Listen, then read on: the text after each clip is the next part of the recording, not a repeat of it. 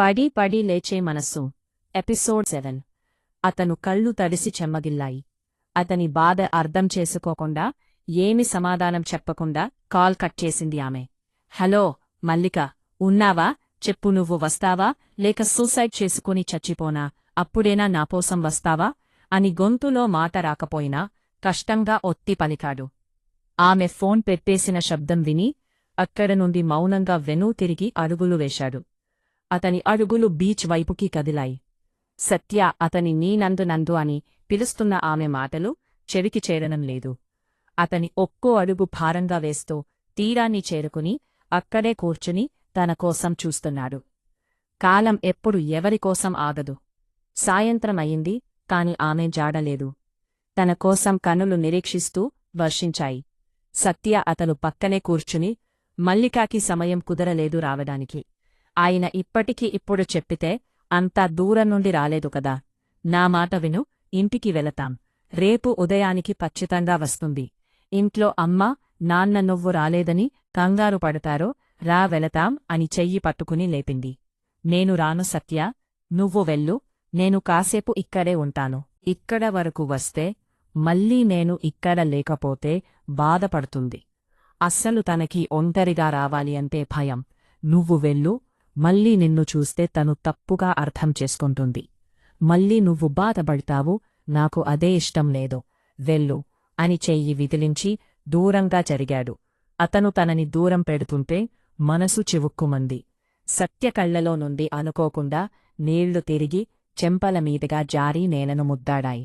సత్య అతని ఒంటరిగా వద్దలాలని ఇష్టం లేకున్నా అక్కడ నుండి కదిలింది. సూర్యుడు కూడా తన డ్యూటీ అయిపోయిందని చెప్పినట్టు మెల్లగా పడమటి అంచు నుండి జారుకున్నాడు. రేయికి తోడుగా జతకట్టాలని ఆరాటంతో వచ్చినట్టు జాబిల్లి కూడా తొందరగా సముద్ర తీరంలో ఉదయిస్తూ పైకి వచ్చింది. కాని అతను జతగా కోరుకున్న మల్లిక మాత్రం చీకటి పడిన రాలేదు. ఇంకా ఆమె వస్తుందని ఎక్కడో చిన్న ఆశతో అక్కడే సముద్రంలో ఎగిసేపడే అలలను చూస్తూ తన కోసం ఇక్కడ ఒక్కరూ ఎదురు చూస్తున్నారని తన ప్రేయసికి గుర్తు చేయమని జాబిల్లిను వేడుకొన్నాడు. జాబిల్లి తన బాధను చూడలేక అతను ప్రేమిస్తున్నా అనే వంకతో తనను మోసం చేసి డబ్బు కోసం వేరొకరితో 7 అడుగులు వేస్తున్నదాని విషయము తెలిసిందా. ఏమి చెప్పాలో తెలియక, తనని ఎలా ఓదార్చాలో తెలియక నిస్సహాయ స్థితిలో ఉండిపోయింది. అతని బాధపడే తీరుకి ప్రకృతి కూడా చూసి జాలిపడి కనిళ్లు పెట్టినట్టు ఒక్కసారిగా ఆకాశంలో నల్లని మేఘాలు కమ్ముకుని చీకటి ఆవరించింది. అతనిని ఓదార్చాలేక, చందమామ తన ముందు కంటదడి పెట్టలేక అక్కడ నుండి జారుకున్నట్టు మబ్బులోకి వెళ్ళిపోయింది. సముద్రం తన్నను రోజు పలకరించి వెళ్లే తన నేస్తం బాధను చూడలేక అతను ప్రేమను వాడుకుని మోసం చేసిందని తెలిసి బాధపడుతూ ఆమెపై కోపంతో అలజడిగా మారుతుంది తీరం. వాతావరణం తనకి అక్కడ నుండి వెళ్ళిపో, తను రాదని నచ్చచెప్పే ప్రయత్నం చేసినట్టు సన్నగా చినుకులు మొదలు అయ్యాయి. అయిన అతను శరీరం కదలడం లేదు. ఎంతసేపు అయినా అక్కడే ఉండాలని తనని చూసి కలుసుకున్నా తరువాత వెళ్లాలని పట్టు వదలని విక్రమార్కుడిలా అక్కడే కూర్చుని తీరంలో ఐ లవ్ యూ మల్లిక అని తన ప్రేమను రాసుకుంటూ పిచ్చోడు అయిపోతున్నాడు. తీరంలో రాసే రాతలులో మల్లికా పేరును చూసి తన మనసులో నుండి ఆమెను తీసేయామని చెప్పినట్టు కెరటాలు ఎగసిపడుతూ ఆ రాతలని చేరిపేశాయి. అయిన తన మనసులో ఉండేది తమే మల్లికానే, తన ప్రేమ గొప్పదని చెప్పాలని అక్కడే తన పేరును అలలు వచ్చి ఎన్నిసార్లు చేరిపిన తన మారనని మొరయిస్తూ అక్కడే అలసి కూలపడి ఏడిచ్చి స్పృహ తప్పి పడిపోయాడు. ఇంటికి వెళ్లిన సత్య తనని నందు దూరం పెట్టడం తట్టుకోలేక మంచం మీద పడి కన్నీళ్లు పెట్టుకుంది. అంతలోనే ఏదో గుర్తు వచ్చినట్టు ఫోన్ తీసి వేణుకి ఫోన్ కలిపింది. హలో వేణు, నేను సత్యను మాట్లాడుతున్నాను. ఓ మేడం గారు, మీరా? ఎక్కడ ఉన్నారో, మా వాడు ఎక్కడ, తనని ఇంటికి రమ్మని చెప్పండి, ఫోన్ తీయడం లేదు అని మాట్లాడుతున్నాడు. అయ్యో వేణు, నువ్వు ముందు నేను చెప్పేది విను. నువ్వు ఇప్పుడు బీచ్కి వెళ్ళు, నందు అక్కడే ఉన్నాడు, తను చాలా బాధలో ఉన్నాని జరిగిన సంఘటన మొత్తం వివరంగా చెప్పింది కంగారు పడుతూ. అయ్యో అవునా, మరి నువ్వు తనని అలా ఎలా ఒంటరిగా వదిలేసి వచ్చావు సత్య అని ఆందోళనపడి బైక్ తీశారు. నేను చెప్పేది విను వేణు, నేను ఉండాలని అనుకుంటే తను నన్ను వెళ్ళిపోమని పంపేశారు. నేను వెళ్ళిపోతాను రాదు అంటే తను తప్పక వస్తుంది. నువ్వు వెళ్ళు అని పంపించేశాడు. నాకు ఎందుకు కంగారుగా ఉన్నావో నువ్వు త్వరగా వెళ్ళు వేణు. వాతావరణం కూడా బాగోలేదు. ఐ టైంలో అక్కడ ఉండడం మంచిది కాదు అని హెచ్చరించింది. సరే నేను వెళ్తాను అని ఫోన్ పెట్టేసి స్పీడ్ పెంచాడు బైక్. సత్య కంగారు పడుతూ అటూ ఇటూ తిరుగుతూ ఉంది. అమ్మా నాన్న భోజనానికి పిలిచినా తినకుండా ఫోన్ పట్టుకుని వేణు కాల్ కోసం ఎదురుచూస్తుంది. నందు ఏడ్చి స్పృహ తప్పి పడిపోయాడని తనని తీసుకుని ఇంటికి తీసుకుని వెళ్లాడు మిత్రుడు వేణు.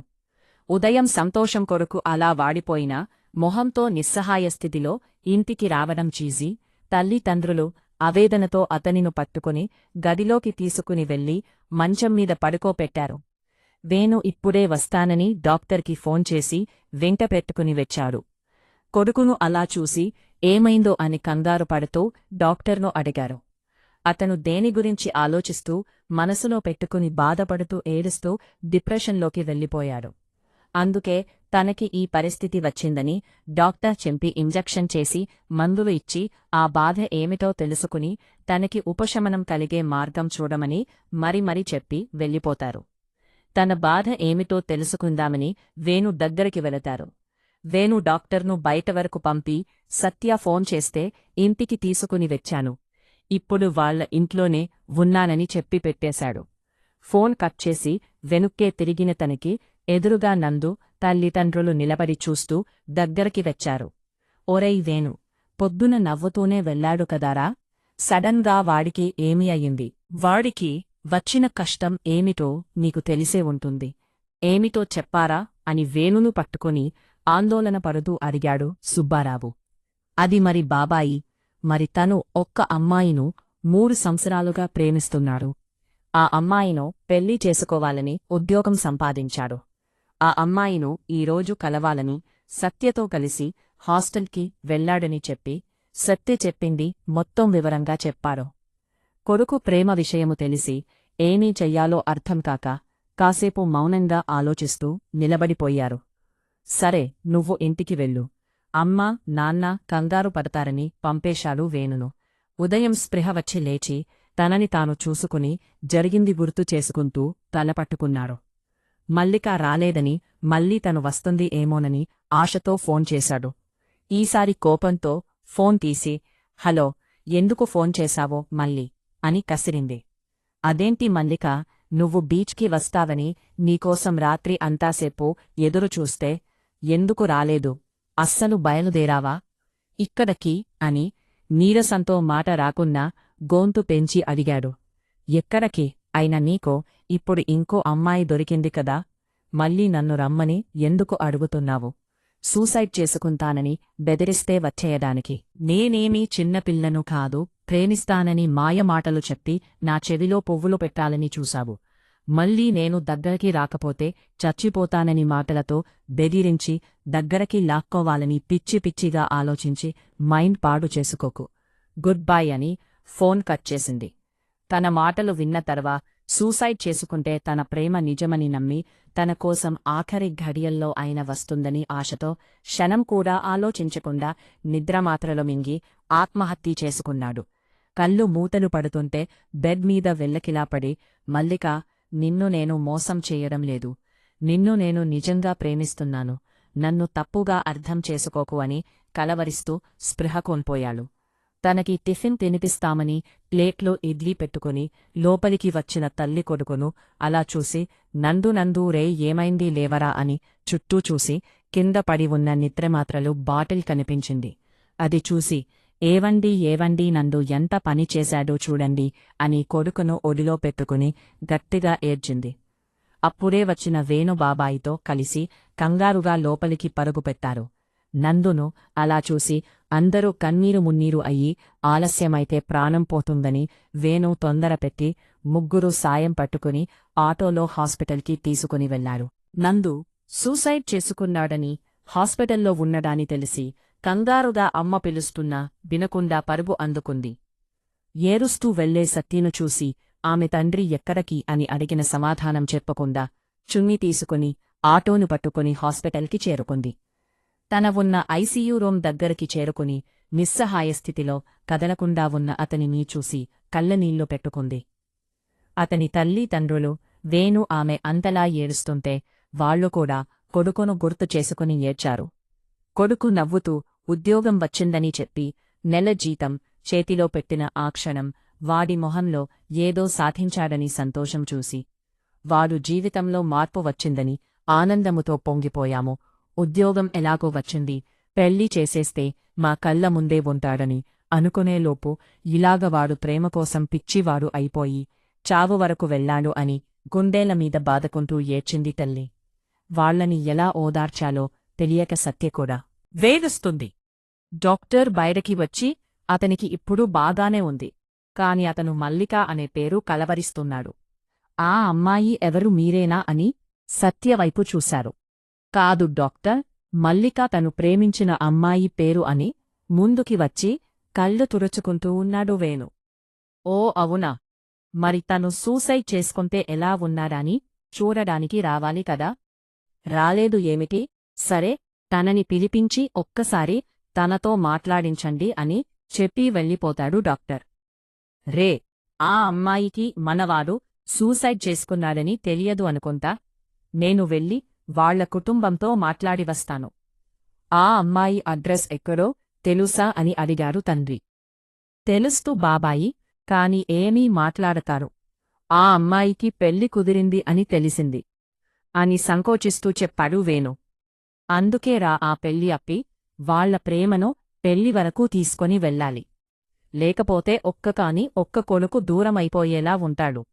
వాడికి ఏమీ అయినైతే మేము ఆ బాధను తట్టుకోలేంరా. వాడి కోసమే మేము బ్రతికేది. వాడు లేకపోతే బ్రతికి ఉండి ఏమీ చేస్తాంరా అని కనీళ్లు పెట్టుకుని కళ్ళజోడు తీసి పెట్టుకుని భార్యవైపు చూశాడు. అడ్రస్ ఎందుకు బాబాయి, నేనే తీసుకొని వెళతాను అని ఫోన్ తీసి తన ఫ్రెండ్స్తో తన ఉండే అడ్రస్ తెలుసుకుని హైదరాబాద్ బయలుదేరారు. వెళ్లే వాళ్ల ఇద్దరి వైపు చూస్తున్న పద్మమీద చెయ్యి వేసి ధైర్యం చెప్పింది సత్య. ఇంకా ఉంది. Subscribe to our channel. Thank for watching.